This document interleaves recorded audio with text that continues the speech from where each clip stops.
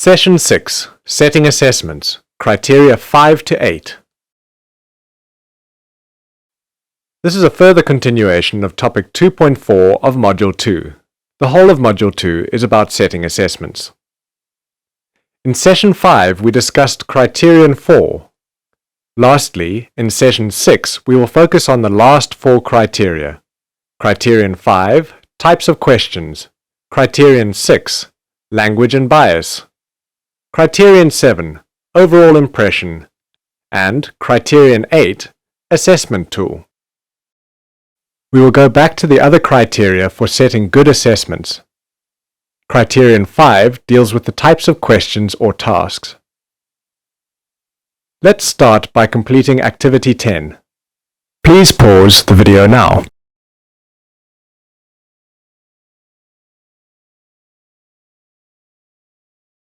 Criterion 5, Types of Questions or Tasks. The sub-criteria.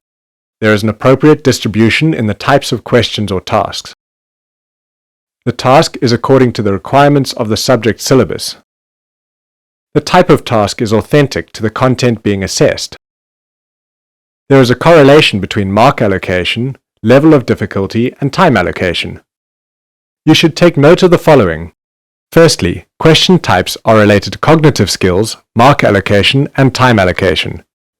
Secondly, there are some clear instructions on mark allocation, such as the allocation for name or list or state type of questions should be 1 mark per fact. Where the candidate has to discuss or describe something, the mark allocation should be 2 marks per fact. Some questions might be of such a nature that an impression mark will be given. There, however, still needs to be clear guidelines on how it should be assessed. It is imperative that real-life scenarios should be included in all assessments, as this promotes higher-order skills and moves away from rote learning. Attention should also be given to the integration of topics. Criterion 6 deals with language and bias. Use correct subject terminology. Use suitable and clear language. Avoid bias of any nature. Extra reading passages or scenarios are not too long. Remember, please stick to subject-related terminology. For example, do not use the word organogram if the syllabus refers to an organizational chart. Just to mention one example. Alternatively, use the word organizational chart and put the word organogram in brackets. Remember that you are dealing with candidates where English is not always their home language. Also, be culturally sensitive at all times.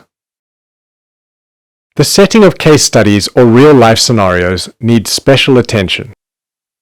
Why would you ask a candidate to read a 2-page passage when all the questions could actually be answered without referring to the case study once? Or even worse, give a case study and then not base the questions on the case study at all. So be aware of the following pitfalls. Do not force questions to suit the scenario. Questions should relate to the scenario. Care should be taken that the questions cannot be answered without reading the scenario. Scenarios should not be too long.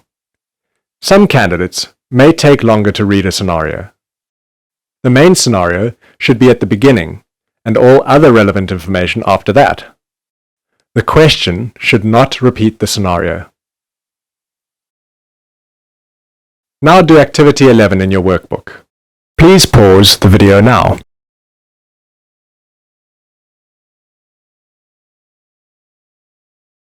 By now, you will have realized that compiling an assessment is a whole process and not just a cut and paste exercise and a tick-off routine. It should be clear that decisions taken in Criterion 7 are based on criteria 1 to 6. Keep in mind that the standard of internal assessments should be in line with external papers written by candidates. ICAS marks can easily become inflated if internal assessments are too easy. The opposite is, however, also true.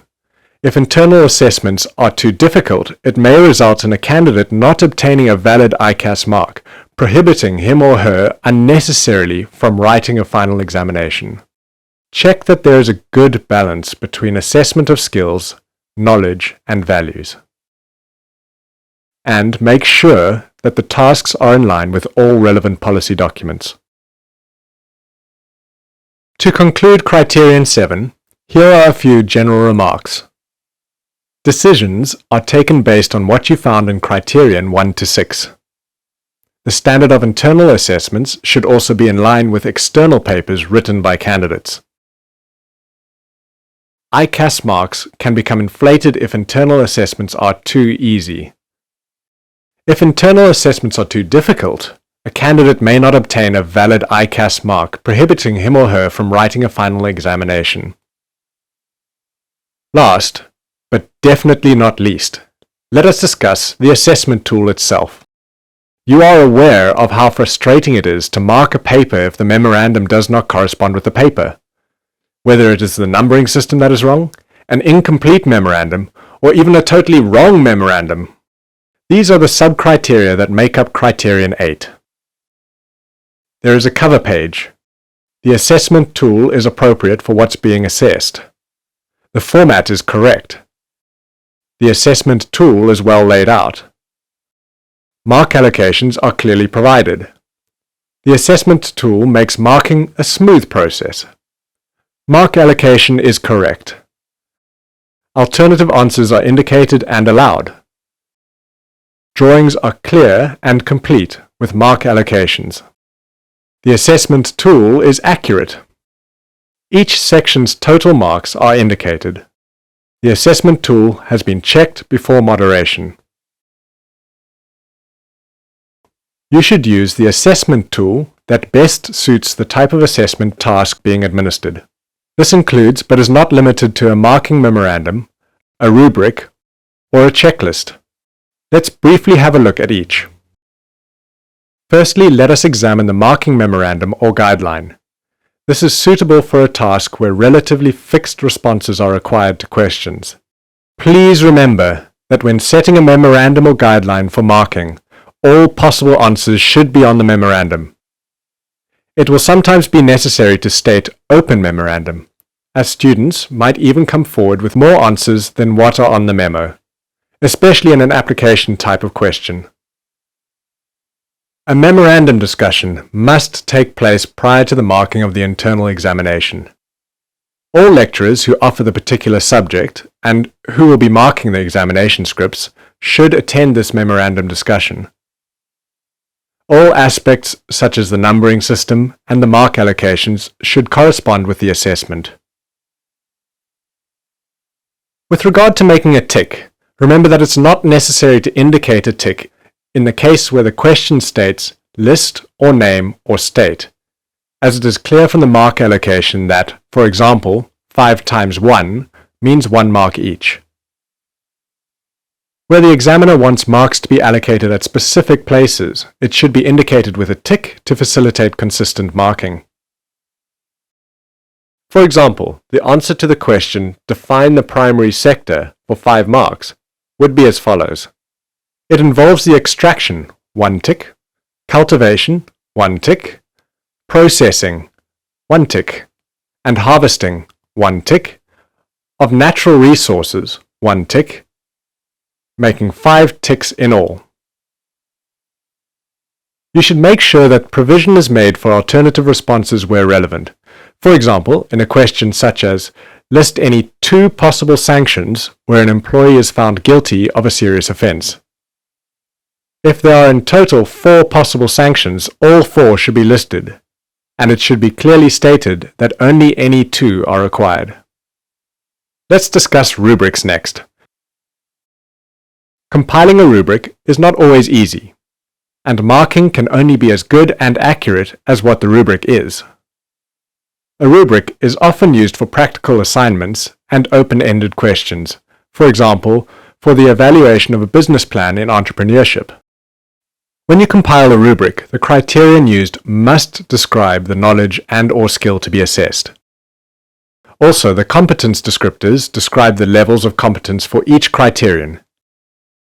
You should try to include only 4 competency levels, as an equal number of levels helps the lecturer to take a decision whether the student's performance falls in the upper or lower half of the 4 levels. Remember that the assessment criteria used in a rubric should clearly distinguish between different levels of competency, and marks must be allocated per level. A rubric can also be supported by a checklist. The rubric on the screen is a good example. You can also find examples of a rubric in ICAS templates for Report 191, Annexure S4, and in ICAS templates for NCV in Annexure G1. A checklist is commonly used when you want to establish whether a student is able to execute a simple task or not, and when only a yes or no is required against a checklist of activities. It is often used when evaluating a practical task. Remember that the checklist can also be used as a supportive document to the rubric. This brings us to the end of a very comprehensive and important part of the ICAS. In Module 3, we will look at the moderation process.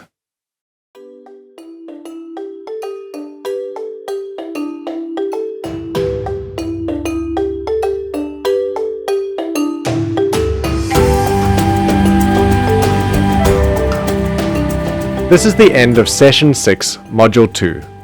We looked at Criterion 5, Types of Questions, Criterion 6, Language and Bias, Criterion 7, Overall Impression, and Criterion 8, Assessment Tool. We have now completed Module 2. Module 2 has been all about setting assessments, so we hope you feel confident to do so well.